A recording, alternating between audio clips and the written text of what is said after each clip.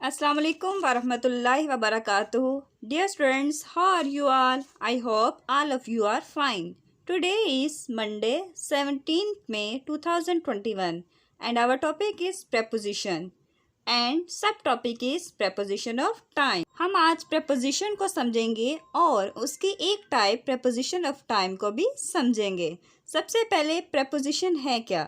A preposition is a word. Preposition वो लफ्ज़ है which is placed before a noun or a pronoun, जो noun और pronoun से पहले लिखा जाता है. To show its relation with something else, उसका ताल्लुक किसी और चीज़ के साथ जोड़ने के लिए हम noun और pronoun से पहले एक लफ्ज़ लिखते हैं जो कि preposition है. In the sentence फिक्रे में. अब हम टाइप्स देखते हैं. preposition के कितने काइंड्स हैं? There are 3 types in prepositions. preposition में 3 इकसाम हैं. First, place of propositions. Place का मतलब जगह, जहाँ हम लोकेशन के बारे में बताते हैं. टाइम ऑफ प्रपोजिशन वो प्रपोजिशन है जो कि वक्त को बताने के लिए इस्तेमाल होती है. डायरेक्शन ऑफ प्रपोजिशन, जिसमें हम बताते हैं कि काम किस तरफ हो रहा है, ये उसकी डायरेक्शन को बताएगा. अब हमारे पास यहाँ पे एग्जांपल्स हैं. लोकेशन, प्लेस को बताने के लिए हम कुछ वर्ड्स इस्तेमाल करते हैं. Above, behind, below, beside, between, by, in, inside, near, on, over, through. ये वो वर्ड्स हैं जो लोकेशन का बताते हैं कि काम किस जगह पे हो रहा है. नेक्स्ट हमारे पास है time. After, before, by, during, from, on, past, since, through, to, until, upon. ये सब वो वर्ड्स हैं जो हमें वक्त के बारे में बताएंगे कि काम पहले हुआ, बाद में हुआ, यानी काम कब हुआ है. Next, movement.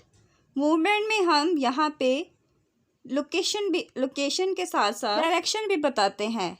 Against, along, down, from, into, off, on to, out of, toward, up, upon, यानी इसमें हरकत के बारे में पता चलता है काम कैसे हुआ है.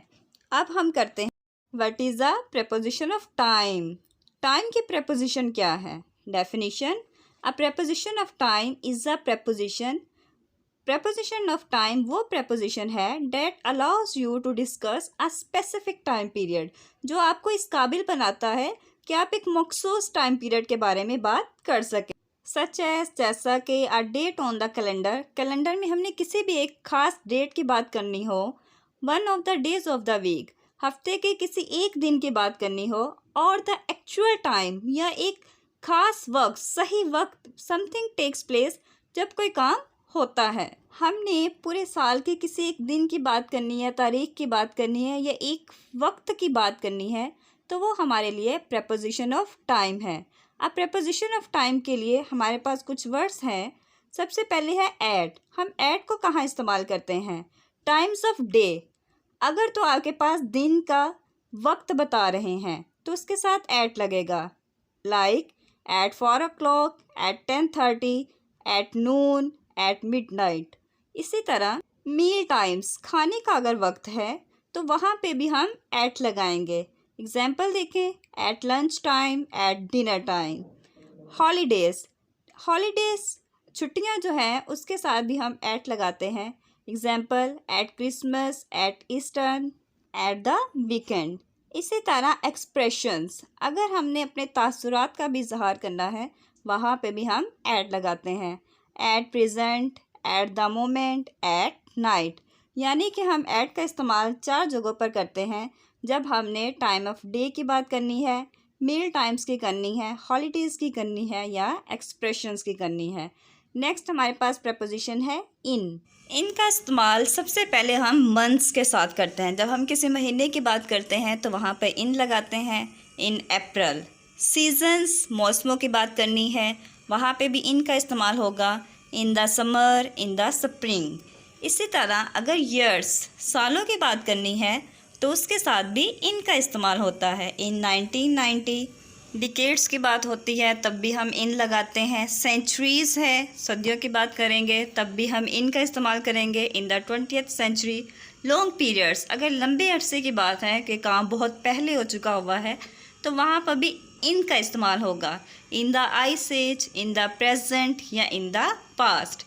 इसी तरह पार्ट्स ऑफ द डे, अगर दिन के किसी हिस्से की बात करनी है तब भी हम इन का इस्तेमाल करेंगे। In the morning, in the afternoon, in the evening, at night. In का इस्तेमाल months, seasons, years, decades, centuries, long periods और पार्ट्स ऑफ द डे में इस्तेमाल करते हैं। इसके साथ हमारे पास थर्ड प्रपोजिशन है ऑन। ऑन का सबसे पहले इस्तेमाल करते हैं डेज के साथ।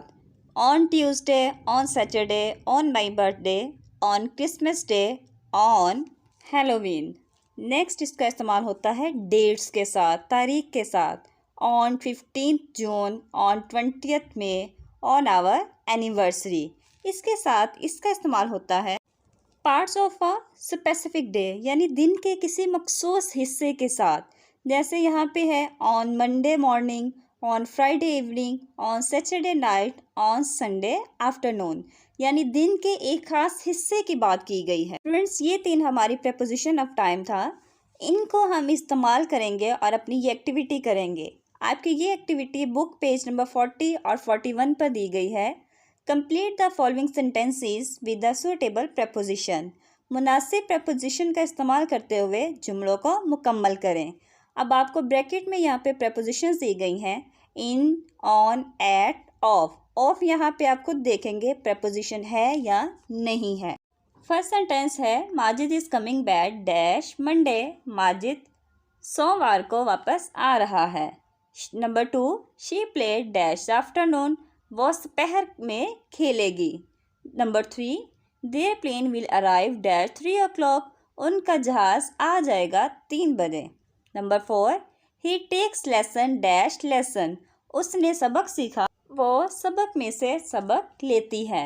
Number 5, you can see me dash 7:30 dash the evening. Students, आपने इन प्रपोजिशंस को इस्तेमाल करते हुए ये सेंटेंसेस कंप्लीट करने हैं। आप अपनी बुक पेज नंबर 40 पे बने हुए टेबल से भी इस हेल्प ले सकते हैं। इसके साथ ही हमने आज करनी है creative writing. Right a paragraph about an animal.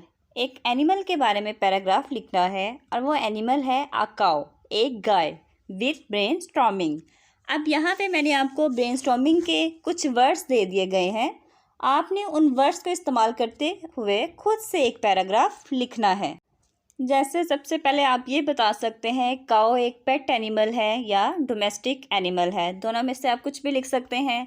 आप काऊ का कलर बताएंगे, उसकी टेल के बारे में बताएंगे, मिल्क है, मीट है, एक यूज़फुल एनिमल है, इसकी लेग्स भी हैं। काऊ ग्रास खाती है, ग्रेन्स खाती है और वेजिटेबल्स भी खाती है।